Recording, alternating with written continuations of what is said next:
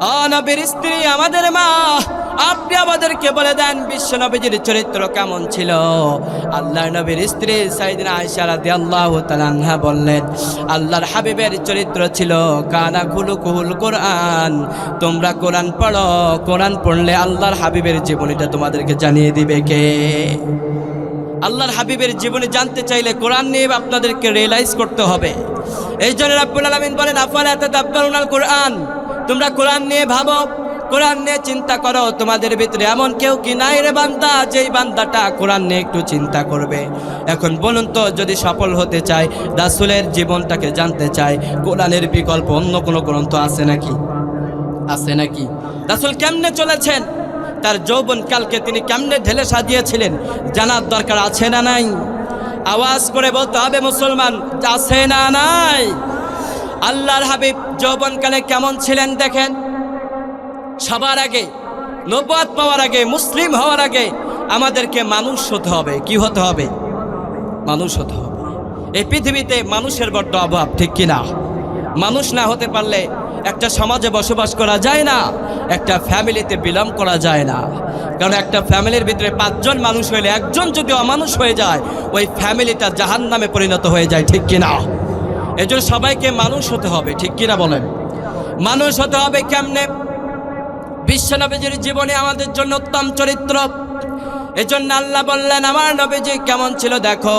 নবীজি যখন নবুয়ত পায় নাই, নবীজি যখন নবী হয় নাই, আমি আল্লাহ যখন আমার নবীকে নবুয়ত দান করি নাই, আমার নবীর চরিত্রটা কত সুন্দর ছিল একটু খেয়াল করে শুনো। আপনারা কি শুনতে রাজি আছেন? আওয়াজ করে বলেন না ইনশাআল্লাহ। সবাই বলেন ইনশাআল্লাহ। আল্লাহর হাবিব তিনি নবুয়ত পাওয়ার আগে কেমন চরিত্র ছিল তার। একবার মক্কার ভিতরে চারিদিকে শুধু খরা আর খরা, কোথাও কোনো ফসল হয় না। যেখানেই চোখ বোলানো যায়, যেখানেই চোখ ঘুরে যায়, যেখানেই চোখ যায়, যেখানেই নজর যায়, চারিদিকে শুধু খরা আর খরা। বৃষ্টি যখন হয় না, তখন কি ফসল হয় নাকি? আপনার ফসলের যে সিজন আছে, এই সিজনে যদি বৃষ্টি না হয়, সিজনাল সময়ে বৃষ্টি না হইলে, বৃষ্টি অনাবৃষ্টির কারণে আমাদের যে ফসলগুলো রোপণ করি, এই ফসলগুলো কখনো হয় না। মক্কার ভিতরে একবার চারিদিকে শুধু খরা আর খরা, এমনি মরুভূমি, তার উপরে খরা শুরু হয়েছে, কোথাও কোনো বৃষ্টি নেই, বৃষ্টি পাওয়া যায় না, চারিদিকে শুধু খরা আর খরা। মানুষ সব দুশ্চিন্তা। বিশ্বনবীর চাচা ছিলেন সাইয়েদনা আবু তালিব, কিন্তু ঈমান আনয়ন করে নাই। বিশ্বনবীর চাচা আবু তালিব বংশীয় দিক থেকে ছিলেন সম্মানী, কেননা বিশ্বনবী সাল্লাল্লাহু আলাইহি ওয়াসাল্লাম যেই ধর্মের, যেই বংশের ভিতরে তিনি এসেছিলেন, ওই বংশটা সম্মানিত না অসম্মানিত? মক্কার সবচাইতে সর্বশ্রেষ্ঠ, উৎকৃষ্ট এবং সম্মানিত বংশ হচ্ছে কুরাইশ বংশ। এই বংশেই আল্লাহর হাবিব পৃথিবীতে এসেছিলেন, সুবহানাল্লাহ বলে।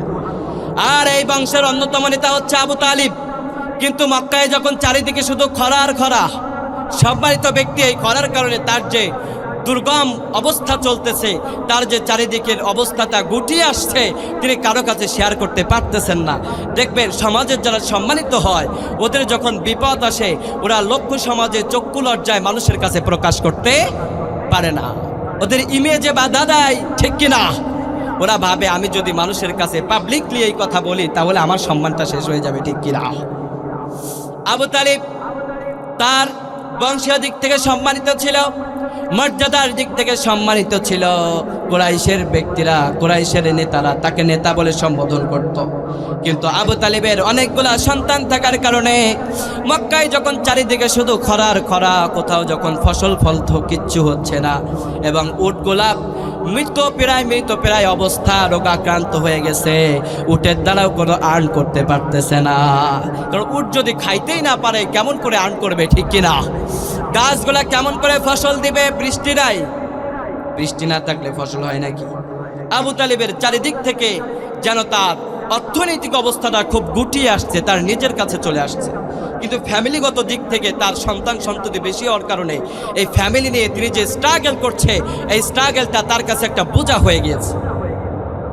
কিন্তু বিশ্বনবী মানবতার মুক্তির দূত, আল্লাহ তো তাকে নবী বানাই নাই, শুধু তো আল্লাহ নবী বানাই নাই, আল্লাহ তার হাবিবের বিষয় বলছেন, ওমা আরসালনাকা ইল্লা রাহমাতাল লিল আলামিন। ও নবী, তোমাকে শুধু নবী বানাই নাই, গোটা দুনিয়ার মানুষের জন্য আমি আল্লাহ রহম করে পাঠালাম।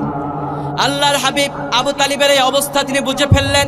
খেয়াল করে শুনবেন, তখন কিন্তু নবী ছিলেন না, নবুয়ত তিনি পাই নাই।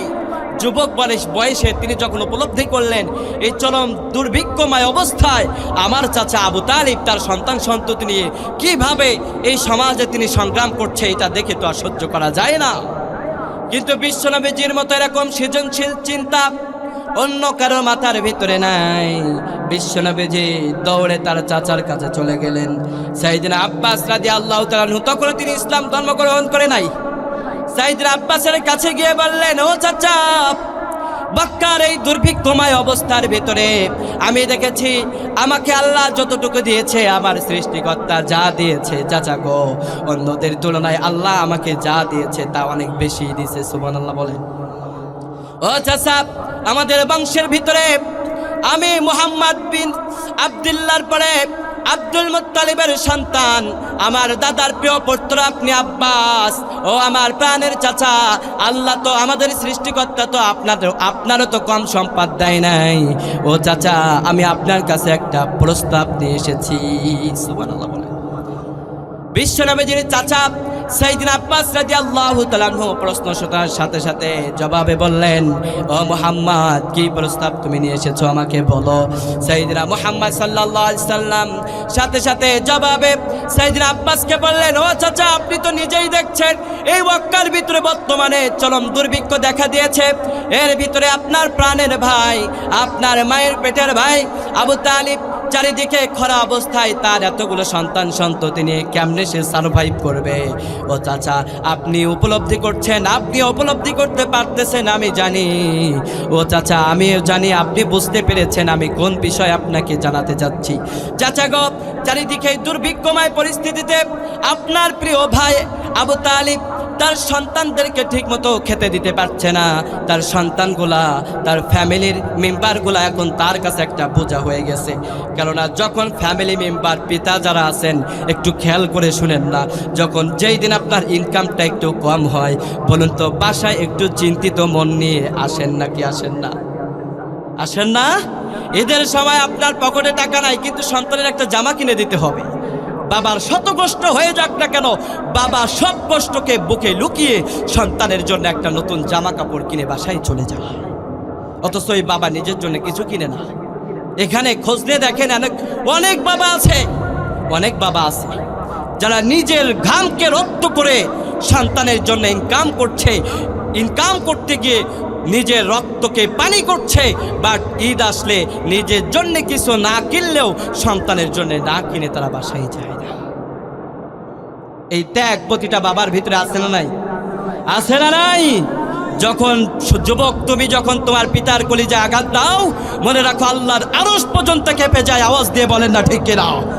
এই জন্য রাব্বুল আলামিন বলেন, তোমার মা, তোমার বাবা কখনো যেন উফ শব্দটুকু না করে। ফালা তাকুল্লাহুমা উফিউ, তোমার মা যেন কখনো উফ শব্দ না করে, তোমার পিতা যেন কখনো উফ শব্দটুকু না করে। মা বাবাকে কষ্ট দেওয়া যাবে নাকি? যাবে নাকি? ওগো মা, তুমি এই ধরনের শ্রেষ্ঠ নিয়ামত, তোমার পদ তলে রয়েছে জান্নাত। সুবহানাল্লাহ বলেন। ওগো মা, তুমি এই ধরনের শ্রেষ্ঠ নিয়ামত, তোমার পদ তলে রয়েছে জান্নাত। কোরআনে আল্লাহ তাআলা তারে পরে মা বাপের কথা দিলেন, তাদেরই তরে সদা ইহসান তরে, ইহসান তরে। তাদেরই খুশিতে যে আল্লাহর রহমত, তাদেরই দুঃখেতে হয় রব সন্তোষ। ঠিক না? এই জন্য মা বাবাকে কখনো কষ্ট দেওয়া যাবে না। মা বাবা আমাদের জন্য জান্নাত, মা বাবা আমাদের জন্য জাহান্নাম, যদি আমরা তাদের মনটা না নিতে পারি। ঠিক কিনা ভাইরা আমার?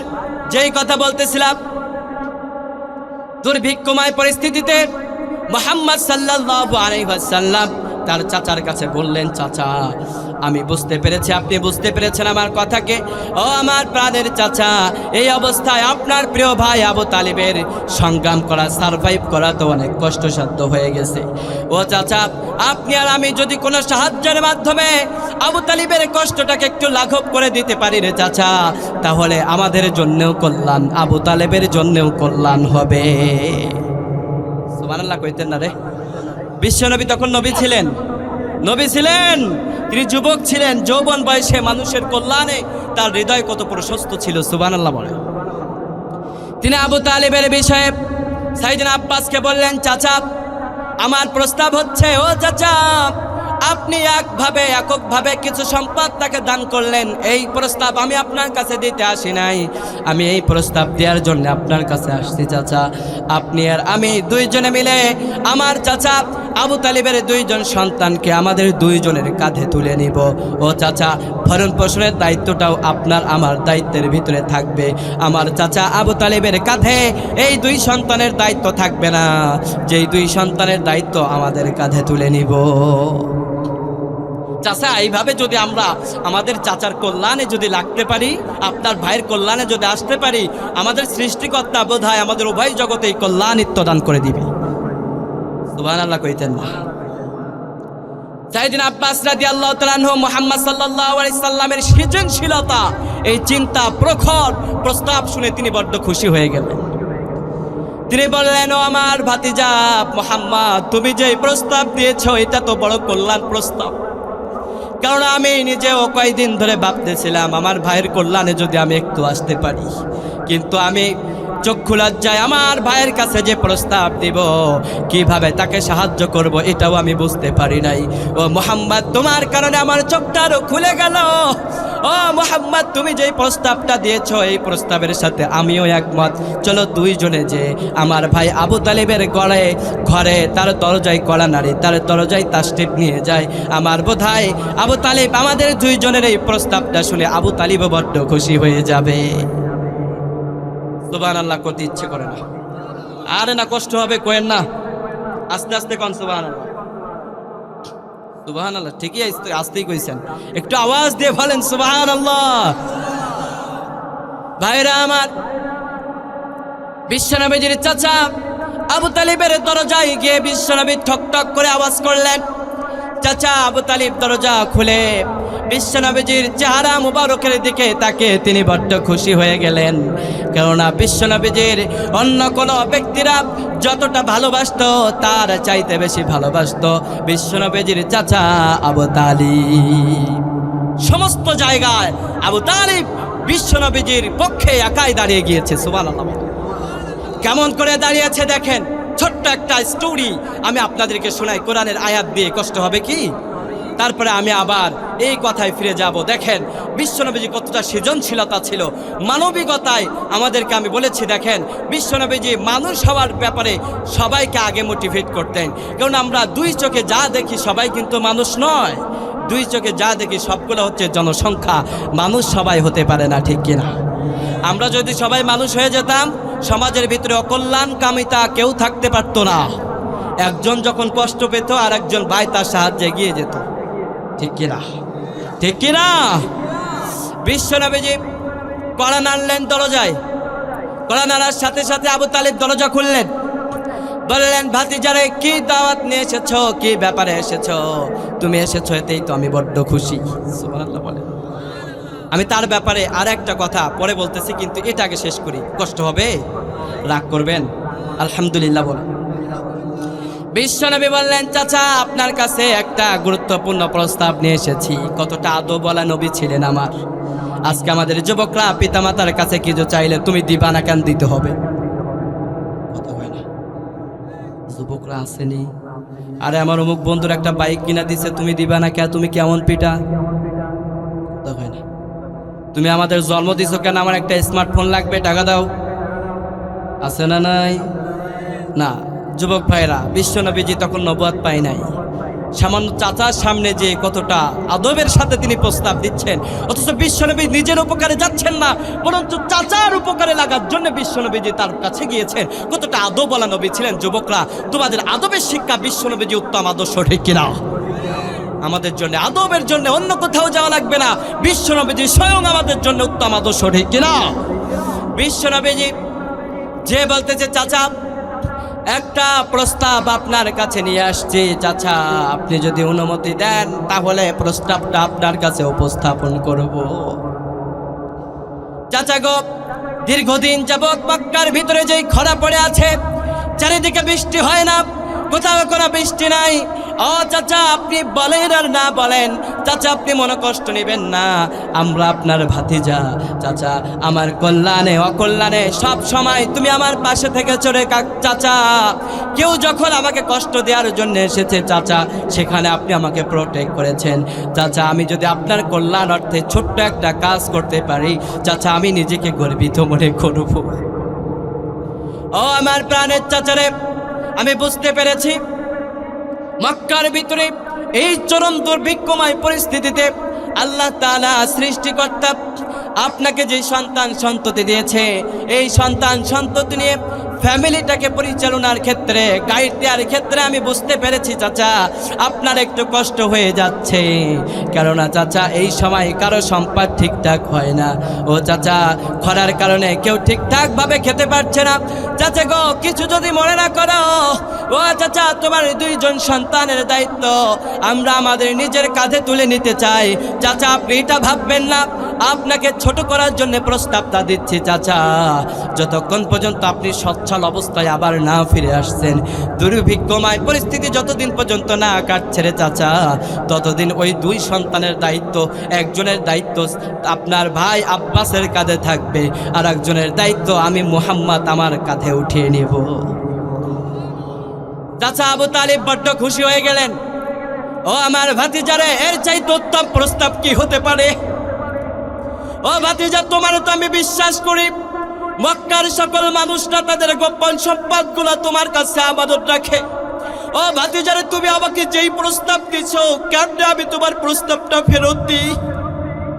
চাচা আবু তালিব খুশি হয়ে বললেন, আমার বড় ছেলে ওয়াকিল যে আছে, এই ওয়াকিলকে রেখে যে কোনো 2 জনকে তোমরা 2 জনের কাঁধে তুলে নিয়ে যাও। যতদিন পর্যন্ত আমি সচ্ছল অবস্থায় নিয়ে আসছি, ততদিন পর্যন্ত আমার 2 সন্তান তোমাদের দায়িত্বে থাকবে। আরো আস্তে কোন সুবহানাল্লাহ। এই ঘটনা থেকে এতটুকু দিয়ে কি বুঝলেন? সমাজের ভিতরে কেউ অসচ্ছল থাকলে তার সাহায্যে এগিয়ে যেতে হবে। হোক সে ইহুদি, হোক সে খ্রিস্টান, হোক সে বেধর্মী, হোক সে অন্য ধর্মের মানুষ, কিন্তু তার সাহায্যে এগিয়ে আসলে সে আপনার মানবিকতার পরিচয় পেয়ে সে ভাববে মনে মনে আসলে ইসলাম সুন্দর, ঠিক কিনা? সে ধীরে ধীরে ইসলামের প্রতি ঝুঁকে যাবে, ঠিক কিনা? আর ইসলামের প্রতি ঝুঁকে যাওয়ার কারণে সেও হয়তো কালিমা পড়ে আপনার হাতে হাত রেখে ইসলাম ধর্ম গ্রহণ করতে পারে, ঠিক কিনা? এই জন্য বিশ্বনবী আমার বলেন, আল্লাহ তাআলা জানিয়ে দিয়েছেন, কানান নাসু উম্মাতা ওয়াহিদা, তোমরা পূর্বে একটাই ফ্যামিলির ভিতরে সীমাবদ্ধ ছিলা।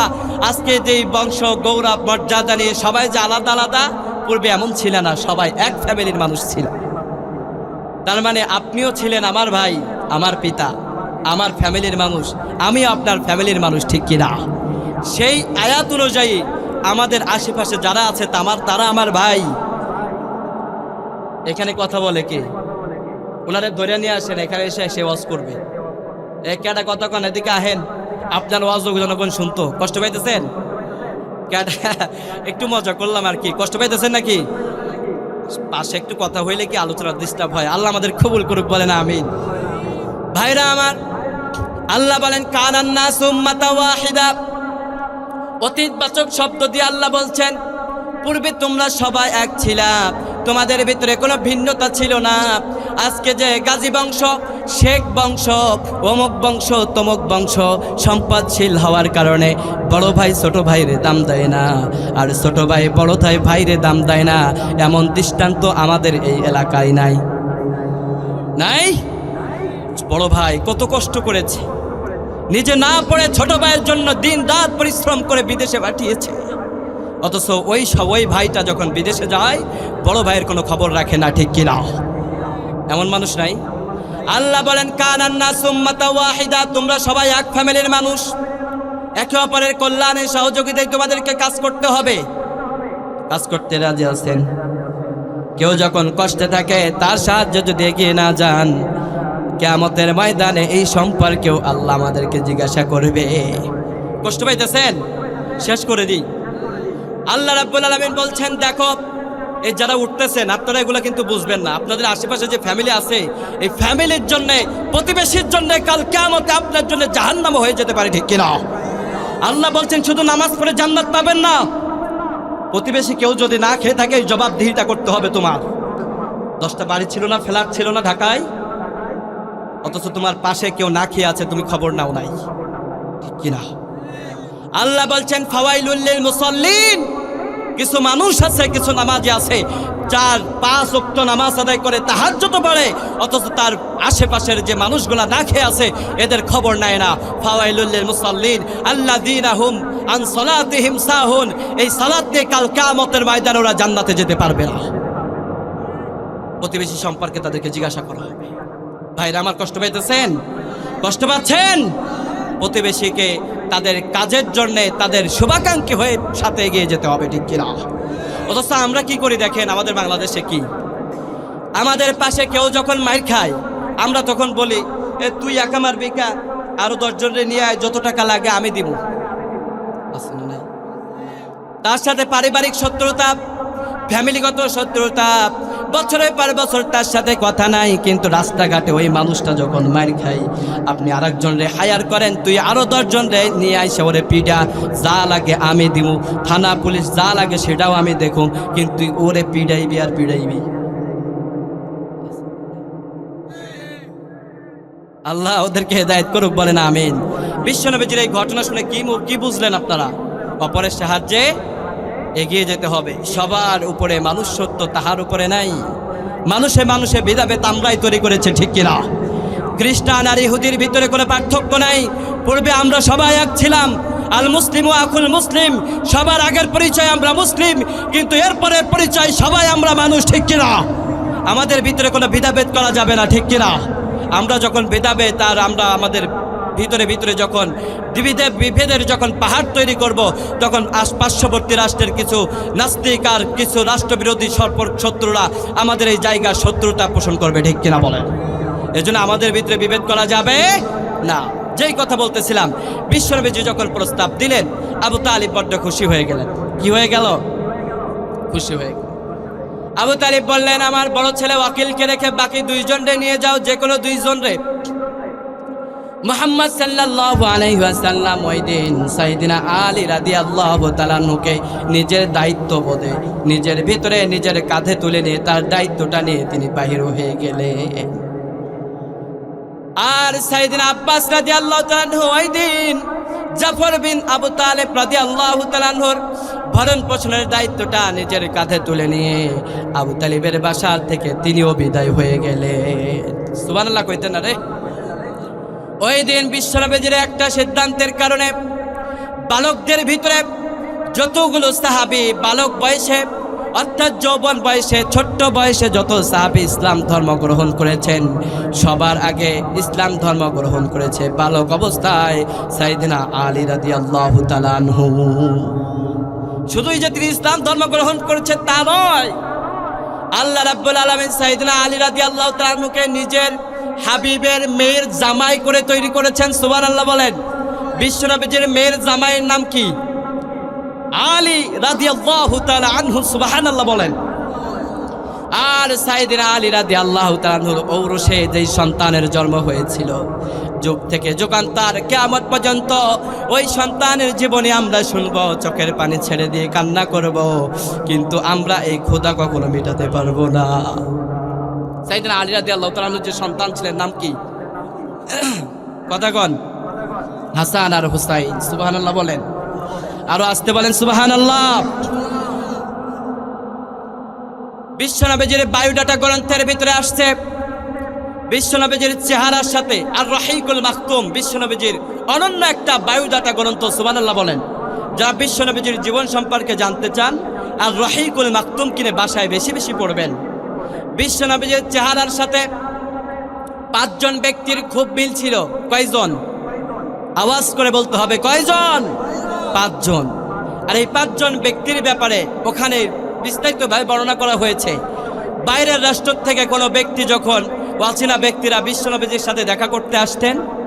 আর কারো দুর্বল দৃষ্টি থাকলে, অর্থাৎ চোখে কম দেখে, এমন কোনো ব্যক্তি যদি বিশ্বনবীজির দরবারে আসতেন, তাহলে এই 5 জন ব্যক্তির সাথে বিশ্বনবীজির চেহারা এতটাই মিল ছিল, অচেনা ব্যক্তি আর দুর্বল দৃষ্টির ব্যক্তিরা বিশ্বনবী আর এই 5 জন ব্যক্তির চেহারার ভিতরে খুব বেশি ডিফারেন্স পেত না।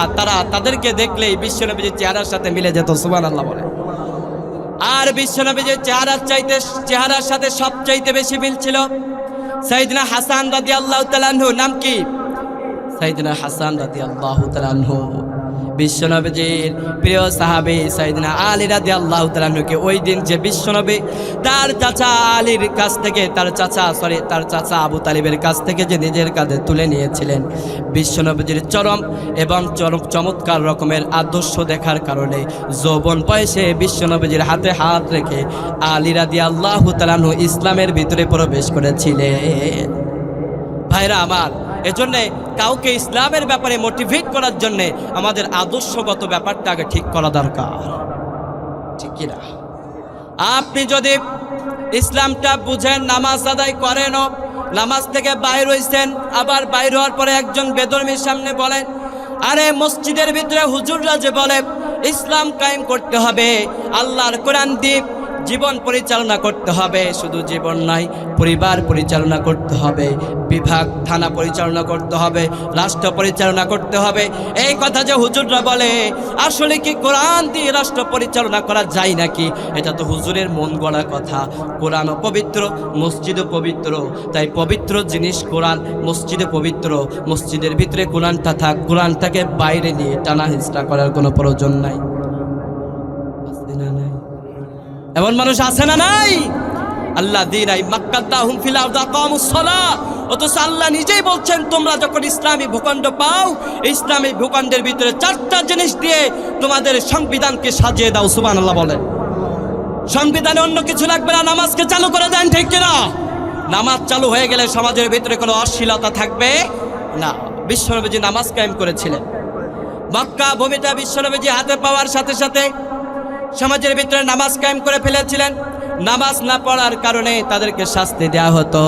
এর জন্য নামাজ পড়ার জন্য মানুষটা দোকানপাট ছেড়ে দিয়ে নামাজে চলে যেত। কেউ দোকানপাট বন্ধ করতো না, চুরিও হতো না।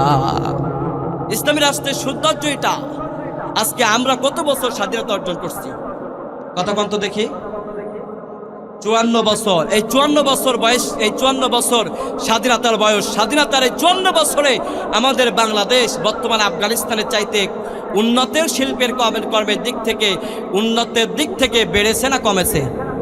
কমেছে। অথচ ইসলামী ইমারত আফগানিস্তান কত বছর স্বাধীনতা অর্জন করেছে?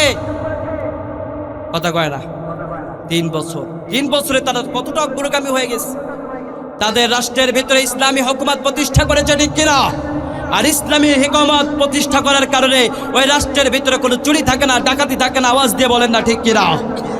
আমাদের রাষ্ট্রের ভিতরে অন্তর্বর্তীকারী সরকার এসেছে, কিন্তু যারা বাতিলের দোষর ছিল এদেরকে ধরে ধরে এখনো বিচারের ফয়সালা করা হয় নাই, ঠিক কিনা? এখনো জুলাইয়ের ভূখণ্ডে রক্ত, আমাদের জালিম শাহীর হাতের ভিতরে রক্ত লেগে আছে।